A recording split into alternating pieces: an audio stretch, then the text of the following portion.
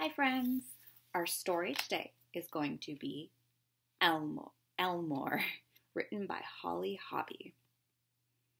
Now this story is about an animal called a porcupine, and a porcupine has a bunch of needles sticking out of it so that if you touch it, you get poked. And that's a way for the animal, the porcupine, to protect itself from getting eaten by a bigger animal or getting hurt by another animal. This is a story about Elmore the porcupine. Elmore lived by himself in an ancient maple tree. Ancient means really, really old. He loved it there. Looks like a beautiful place to live. Every few days he would climb down the huge tree trunk as darkness fell to graze on his favorite leaves and twigs. Then he would go back. Then he would go to his snug hollow in the ancient tree.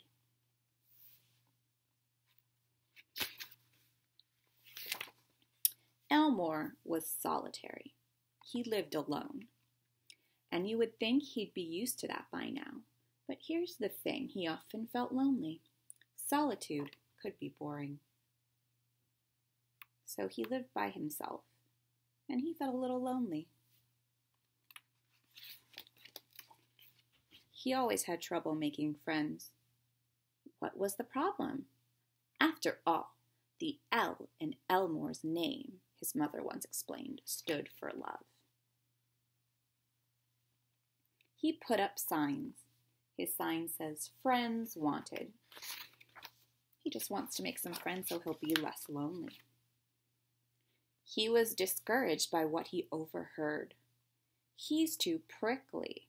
It's hard to be around him. So it looks like those are coming from the raccoons over there. Like Chester's a raccoon, right? The raccoons are saying that they don't want to be friends with him because he's too prickly. His needles are too prickly. Elmore shook his back and his quills rattled. It was true. If you got too close, you might get needled, nettled, prickled. Elmore didn't mean it. It just happened.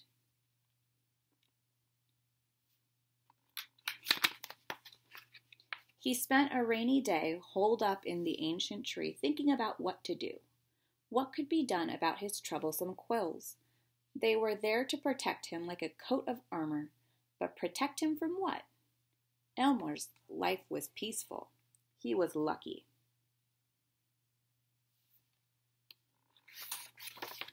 The next day, his old uncle happened to come shuffling along past Elmore's tree.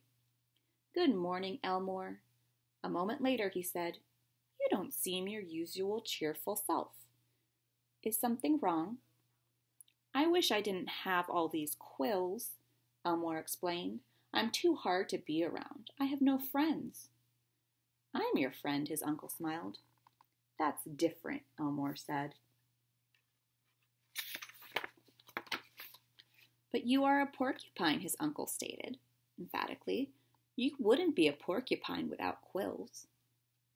So his uncle is saying you're a porcupine, and if you didn't have quills, then you wouldn't be yourself. "I know," said Elmore. "I've got hundreds and thousands of them." "You're a handsome porcupine," his uncle added. "Your quills are beautiful. You should treasure them." His uncle's kind words made Elmore feel better. Then, as he looked at the many quills scattered about his cozy dwelling, he had an idea. Elmore tied up each small cluster of quills with a bit of string. So he grouped some of his quills together and tied them together using string. What do you think he's going to do with them? He posted another sign. And this time his sign says, "Elmore Quill Pens, 100% real porcupine quills, free." So he's making pens out of his quills, and he's giving them away for free. For 2 days, they went like hotcakes. Everyone could enjoy a quill pen, especially if it was made from 100% real porcupine quills, and free too. They could make ink from berries, Elmore suggested, which was extra fun. Everyone loves getting a note from a friend, he said as he handed out the bundles. Does he look less lonely? By the time the last quill pens were gone, Elmore was tuckered out. But most of all, he was happy.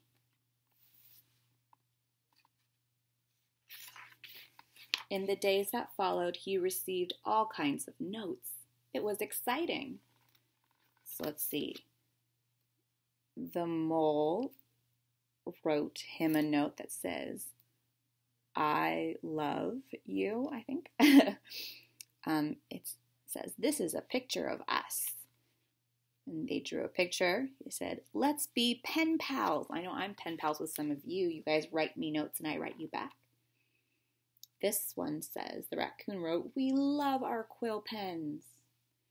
And one bright morning after the quill event, there was a big sign tacked to the trunk of Elmore's tree. Look, he's smiling. The sign said, "You are a beautiful porcupine. Our woods are lucky to have you. Your friends." So once they got to know Elmore, they weren't as scared of his quills. And they gave him a chance and got to know him and realized that he was a really good friend and they were lucky to have him as a friend.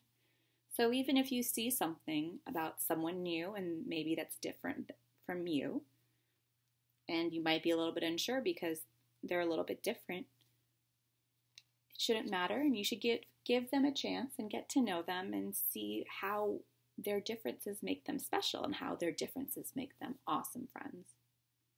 All right, guys, have a great day. I'll see you next time.